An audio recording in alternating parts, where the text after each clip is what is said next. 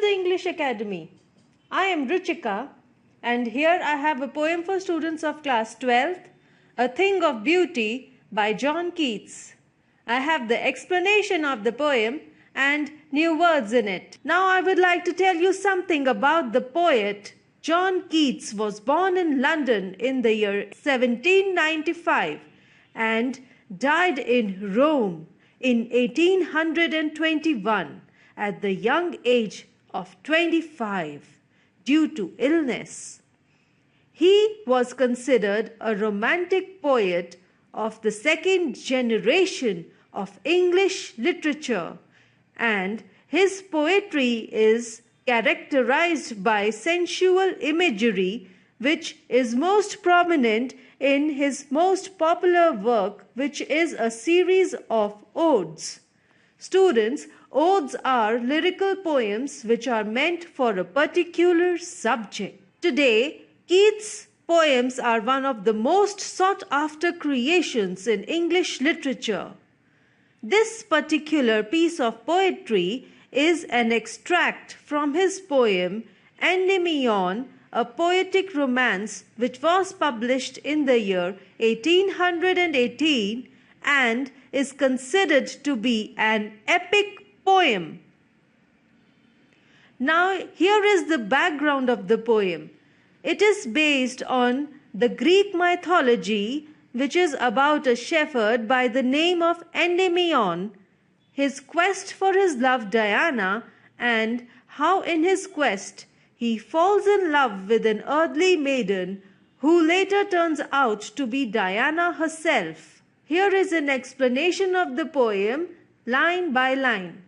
The first one is, a thing of beauty is a joy forever, its loveliness increases. It will never pass into nothingness. In this line, the poet is saying that beauty is eternal. It is forever and it never fades away. Rather, it enhances with the passage of time. The next line is, but will keep a bower quiet for us, and a sleep full of dreams and health and quiet breathing. Here the poet is saying that beauty acts like a shade of the trees, a relaxing, cooling shade of the trees, which helps all the living things to relax under it and peacefully. The next line is, therefore, on every morrow are we wreathing a flowery band to bind us to the earth.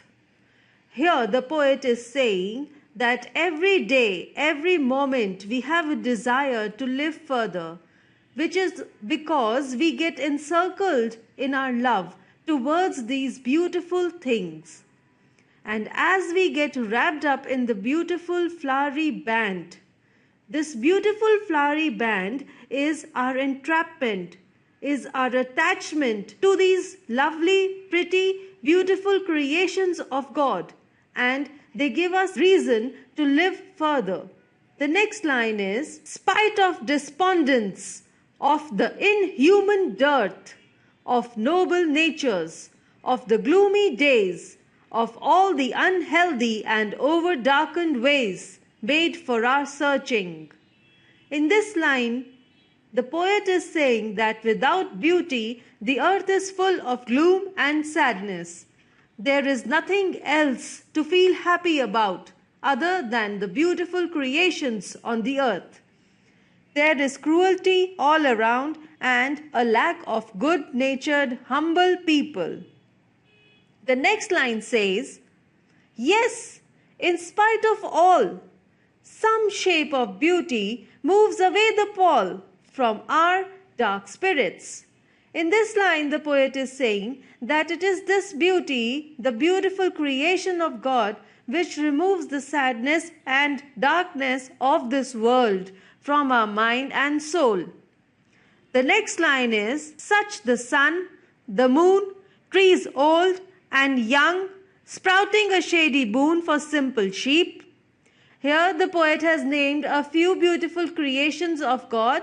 He says the sun and the moon are very beautiful and inspiring.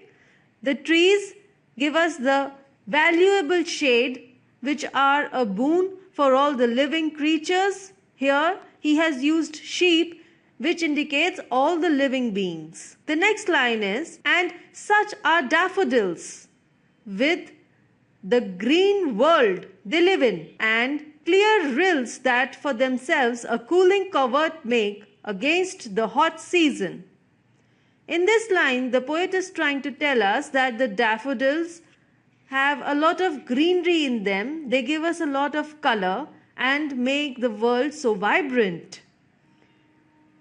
The clear flowing streams of water are very cooling and help us cool in this hot summer season. The next line of the poem, the mid-forest brake, rich with a sprinkling of fair musk rose blooms. This line says that the thick green bushes of forest fern are very pretty, and further he says that the beautiful fragrant musk roses which grow in this forest fern are very fragrant, full of fragrance, and are very beautiful. The next line says, and such too is the grandeur of the dooms we have imagined for the mighty dead, all lovely tales that we have heard or read. In this line, the poet says that other than the natural creations, the natural beauty, the stories of brave men who have sacrificed their lives are very inspiring for generations to come. These stories are also beautiful according to the poet. The next line is, an endless fountain of immortal drink pouring unto us from the heavens' brink. This line suggests that these beautiful things made by God are like an endless fountain. They are like a nectar which falls upon the humanity, which falls upon us mortals. These immortal things are so precious that they give our life a meaning and help us in living our lives happily. These are the new words from the poem which will help you understand the text in a better way.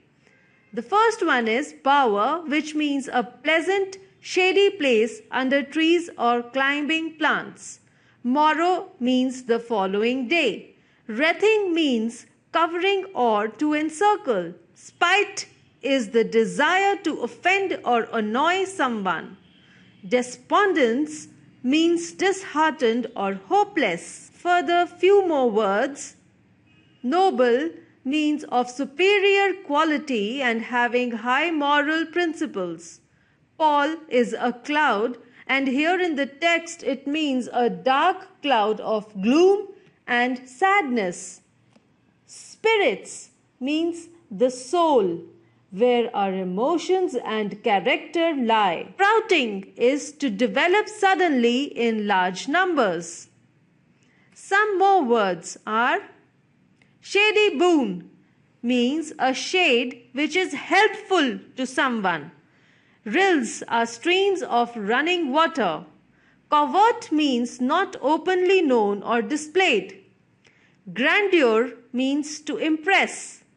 Dooms is the last day of existence. Immortal means living forever. Heaven's brink is the door of God's home. Here I will cover the question and answers of the poem.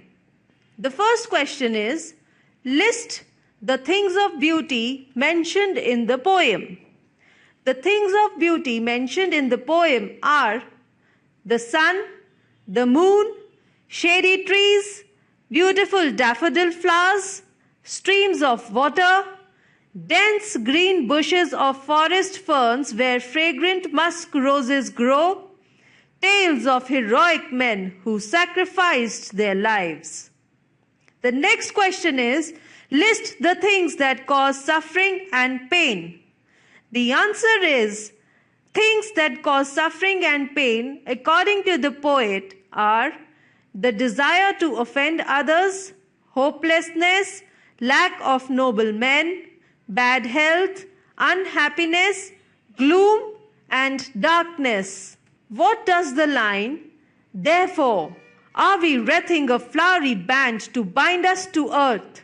Suggest to you. The answer is that this line means that we get attached to the beautiful things around us and weave a pretty band which binds us with our life.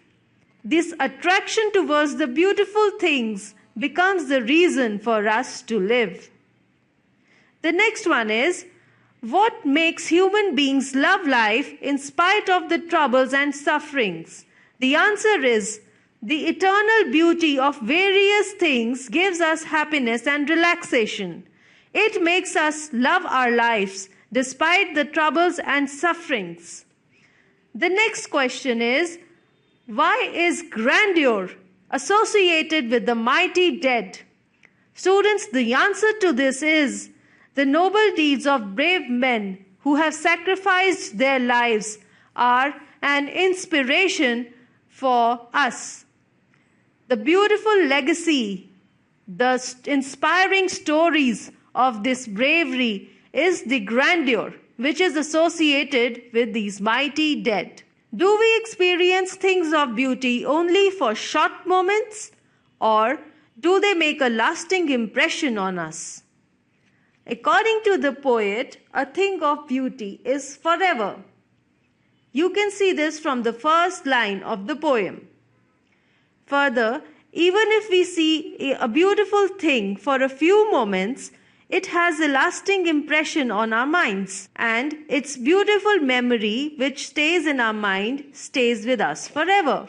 It inspires us to live despite the ruthlessness of our lives. What image does the poet use to describe the beautiful bounty of the earth? The beautiful bounty of the earth is described by endless fountain of immortal drink, which signifies that God bestows us with all his beautiful creations which help us live despite the sad, gloomy aspects of life.